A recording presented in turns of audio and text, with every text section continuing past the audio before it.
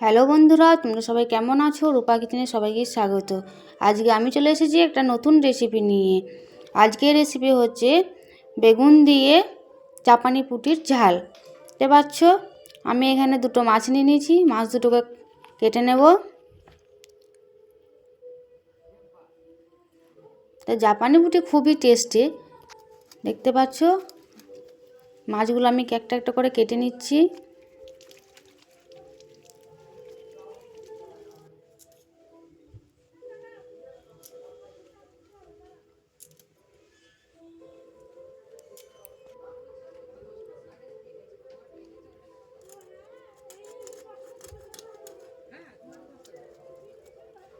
দেখো বন্ধুরা, আমার প্রায় মাছ কাটা শেষ। মাছগুলো আমি ভালো করে ধুয়ে নিয়েছি। এরপর এর মধ্যে আমি দিয়ে দেব, এখানে আমি মাছগুলোকে নুন হলুদ মাখিয়ে রেখে দেব।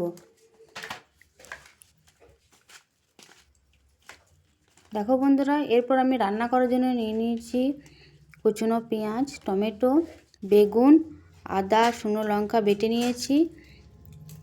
গ্যাসের মধ্যে আমি একটা কড়াই চাপিয়ে দিয়েছি। কড়াইটা গরম হয়ে গেছে, দিয়ে দিলাম সর্ষের তেল। এরপর আমি মাছগুলো একটা একটা করে ভেজে নেব। তোমরা বাড়িতে অবশ্যই এরকমভাবে রান্না করে দেখবে, খুবই সুস্বাদু খেতে। দেখো বন্ধুরা, আমার অন্য দিকটা ভাজা হয়ে গেছে, আমি আরও অন্য দিকটা ভেজে নেব।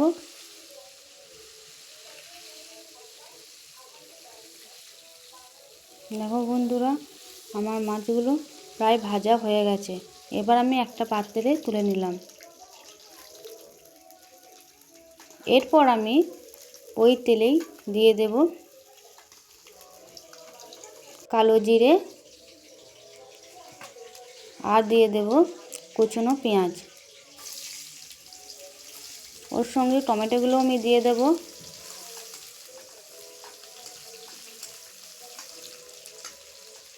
এরপর আমি ভালো করে টমেটো পেঁয়াজ ভেজে নেব। আমি যেরকমভাবে রান্না করছি তোমরা বাড়িতে অবশ্যই এরকমভাবে রান্না করে দেখবে, খুবই সুন্দর খেতে। আর গরম গরম ভাতেতেও খুবই ভালো লাগবে। এবার আমি দিয়ে দেব আদা শুকনো লঙ্কা বাটা। এরপর আমি মশলাটা ভালো করে কষিয়ে নেব।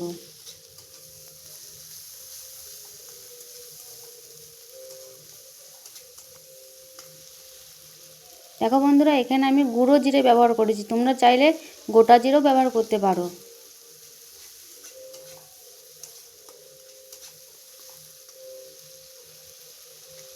এরপর আমি দিয়ে দেব হলুদ আর স্বাদ মতো নুন এবং ভালো করে মশলাটা আরও একবার কষিয়ে নেব।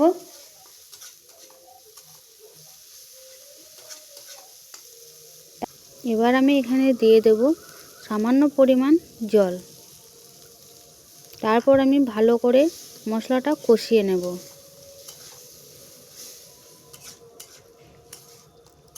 আর তোমাদের যদি এই রান্নাটা ভালো লেগে থাকে তাহলে অবশ্যই আমাকে কমেন্ট করে জানাবে আর আমার চ্যানেলটিকে সাবস্ক্রাইব করে দেবে। দেখো বন্ধুরা, আমার মশলাটাও কষানো হয়ে গেছে। এবার আমি দিয়ে দেব এক বাটি জল। জলটা দিয়ে খানিকক্ষণ নাড়াচাড়া করে গ্রেভিটাকে ফুটিয়ে নেব। দেখো বন্ধুরা, ফুটে গেছে। এবার আমি কেটে রাখা বেগুনগুলো দিয়ে দিলাম। আমি বেগুনগুলো ভাজিনি, কারণ কাঁচা বেগুন দিয়ে জাপানি পুঁটির ঝাল দারুণ হয়। দেখো বন্ধুরা, আমার ওইদিকেও হয়ে গেছে। এবার আমি একটা একটা করে মাছ দিয়ে দিলাম। মাছটা দেওয়ার পর কিছুক্ষণ আমি ফুটিয়ে নেব। তারপর উপর থেকে একটু ধনেপাতা দিয়ে নামিয়ে নিলেই আমার রেডি আজকের রেসিপি বেগুন দিয়ে জাপানি পুঁটির ঝাল। দেখতে পাচ্ছ বন্ধুরা কত সুন্দর রং হয়েছে। তাই তোমরা অবশ্যই বাড়িতে ট্রাই করবে। Tata, bye bye.